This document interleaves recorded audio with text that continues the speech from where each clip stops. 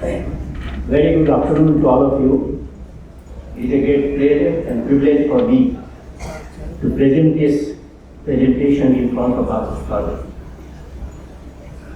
I am very much thankful to the organizing committee of the TRIPS-2025, especially Professor Ashutosh Sharma, who we know for the last 1.5 decades, and Professor Jogesh Doshi and his team members. Before starting my speech, on behalf of Tyres Industries Limited, we extend our warmest felicitations to Professor Ashutosh Sharma, Padma Shri awardee, a visionary academic, an exceptional researcher, and a true stalwart in the field of science and technology. Now, as all of you, before I want to give introduction, why this Sustainable Mobility 2030 and beyond, why it is so important.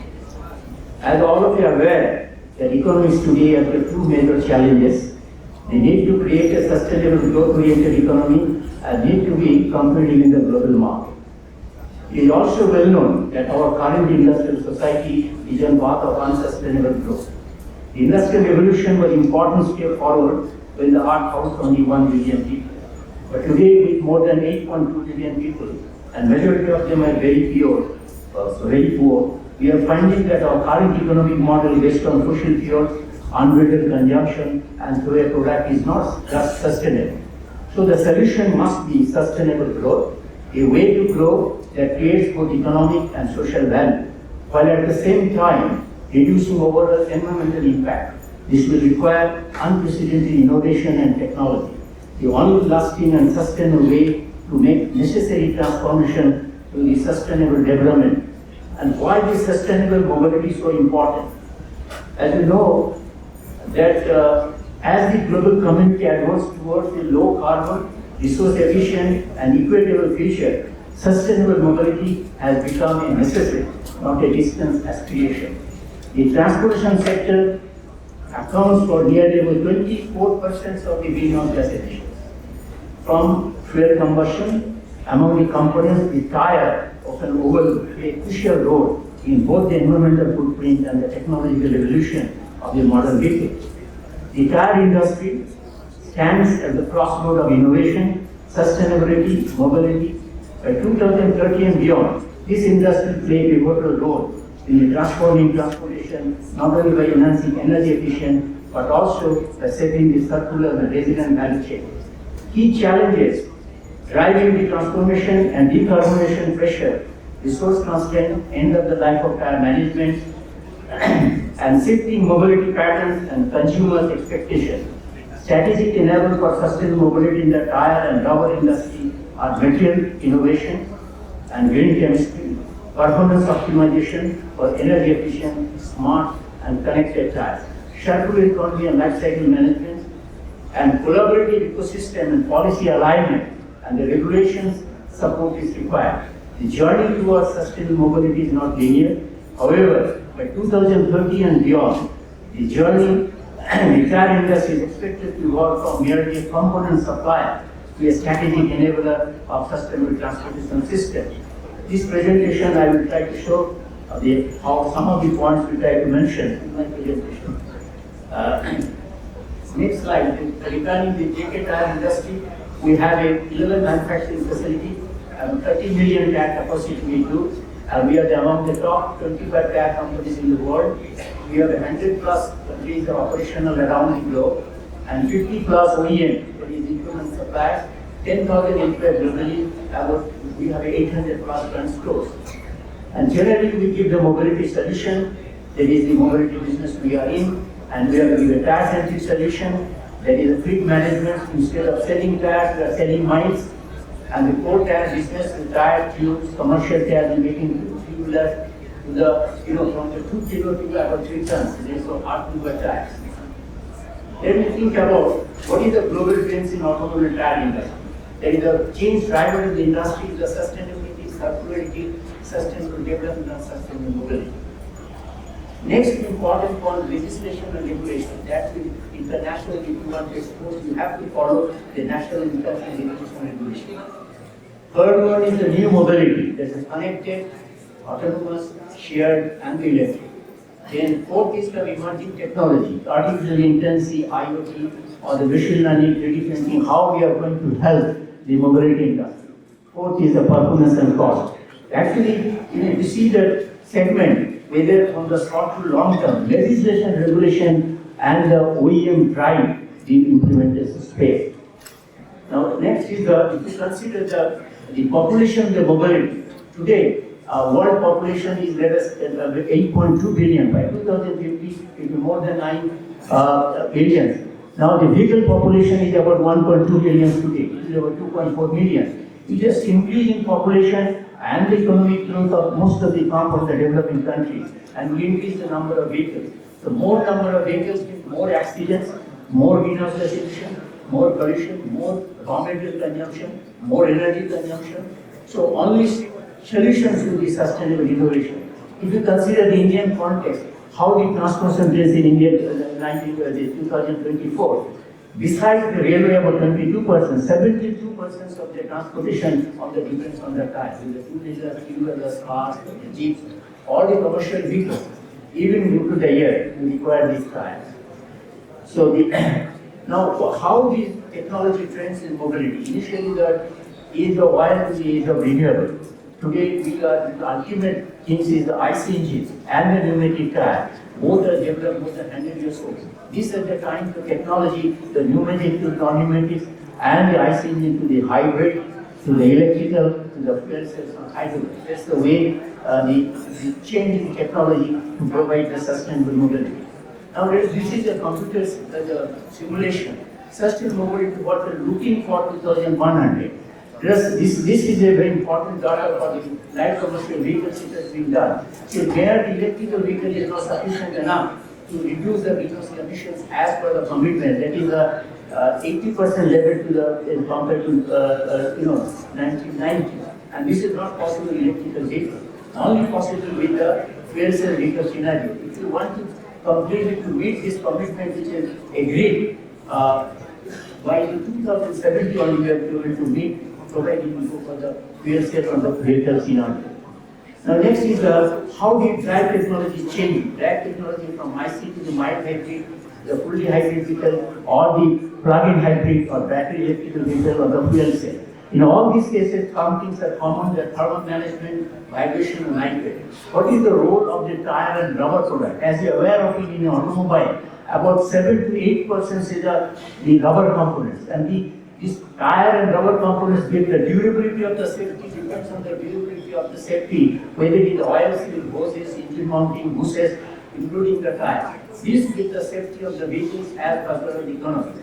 Now what is happening when you go for electrical vehicles, automatically what you have, that the engine noise will be less, but ultimately the voltage tire road noise will be maximum. So that will be the NVH will be one of the major factors in electrical vehicle. Tire wear will be the faster, because 20% faster than the normal. Second thing, third thing is the whole, all the product, rubber product will be the lighter and stronger. Second, very important, the thermal management is under the bonnet. Now, since you have the battery charging and discharging depending on the temperature, is a plus 10 to plus 50 degrees centigrade you have mentioned. Today, what is the rubber components using under the bonnet, be the hoses and other, there should be specialist type of customers which can maintain the heating and cooling system under the bonnet. Second point, when you go for the fuel cell, in such cases, besides the thermal management, hydrogen permeability will come to the picture and the acidity resistance. These are the special things, the auto rubber components has to be total specialty polymers which is using today is not possible to meet these specifications. Now second is how we do that, we call the decoupling technology. That means the growth or the vehicle population will increase because this is the mobility of the society. So the growth, human well-being or economic growth has to be decoupled with the resource consumption. It is not the straightforward equation, more the number of the vehicles or more the number of the cars, more the raw material consumed. It is produced more with the less material.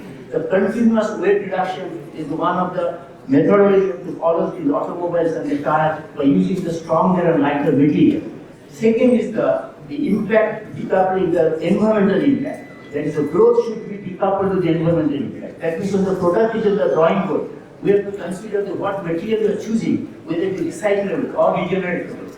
so that and how to reduce the weight. These are the things. So the material chemistry plays an important role here, which is for the sustainable mobility. Next comes about the what is the right business model to do that sustainable mobility or circularity. First is the circular supply chain. It is in the tire and rubber industry, as you know about the 80 to 85% of material are the crude based today, and the 60 to 65% cost of the tire is about the materials. So the material will play a role in the circular supply chain, recover, recycling, the product life extension, the durability of the product has to be today. Initial mileage of commercial vehicle 200,000 kilometers after retaining up to 600,000 kilometers. We have to consider of the 1 lakh kilometers. Sometimes the retail life equal to tire life. That's the way the development is going on. The sharing the platform. Number 2, that is the Ola, Uber. This is the certain things the sharing the platform. Fifth is the product as a service. JKT is the first in India who started instead of selling tires, selling mines. The per kilometer cost. We have thousands of fleets. We are controlling. They don't pay the tires when they are purchasing, but they pay as they run. So this is a product as a service. Next comes about what is the development going on. As I told you previously that pneumatic tire and IC engine. Now this is a high time to change the technology. And the IC engine is going to the hybrid electrical fuel cell. So the tire, how is going to do that? First is the pneumatic tires. Second is the run flat tire. So today, tubeless has come. The run flat tire, that is, if you do not have a nearby petrol pump or tire shop, so 50 to 100 kilometers you go, there is a run flat tire. Self-filling tire, we have already done, so you can see our store how the puncture guard tires we are giving. Third is the self-inflating tire. When the tire runs, there will be per month about 2 to 3 psi air losses. And the pneumatic tire, the durability or the life of the tire depends on the inflation pressure. We told about common man, be a part of a tire. The inflation pressure, alignment, rotation, and trade oil index. If you do not, common people, they think the tire is a background object. It is a high-tech product. All the branches of science and engineering is present. We are starting of the, the material chemistry, material physics, thermodynamics, radiology, tribology, sound engineering, road engineering, vehicle engineering. All these things are present in the tires. And tires are made of 3 components, which have a state strength of totally different. With the metals, you have already transports and rubber. And that has to behave with a single material without any failure. And millions of cycles just to go. Now for that reason, you get a smart tire. It heat kills the tire. So the tire life is to consider you must know the temperature and pressure. The inbuilt sensor will be there. He tried to say that today the sensor, the TPMS, tire pressure monitoring system. Because the dashboard, everything is there, but they do not have anything indication of inflation pressure.